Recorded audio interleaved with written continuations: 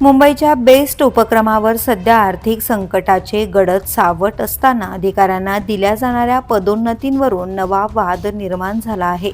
एका बाजूला सेवानिवृत्त कर्मचाऱ्यांची हक्काची देणी देण्यासाठी निधी नसल्याचं कारण दिले जात आहे, तर दुसऱ्या बाजूला सेवानिवृत्तीला अवघे 10 दिवस किंवा 1 महिना उरलेल्या अधिकाऱ्यांना बढती देण्याचे सत्र सुरू असल्याचा आरोप होतोय।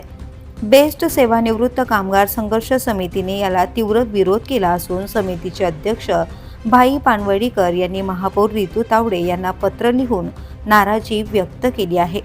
बेस्टचा तोटा दिवसेंदिवस वाढत असताना बस ताफा कमी होतोय।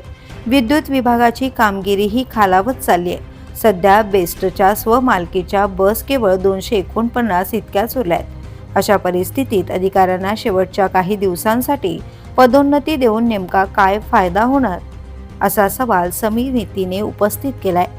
खासगी बस आणि कर्मचाऱ्यांमुळे मुंबईत अपघातांचे प्रमाण वाढत असतानाही वाहतूक विभागात बढती देण्यात आल्याने संताप व्यक्त केला जातोय। त्यामुळे आर्थिक अडचणीत सापडलेल्या बेस्टमध्ये नेमके सुरू आहे तरी काय, असा प्रश्न आता उपस्थित केला जातोय।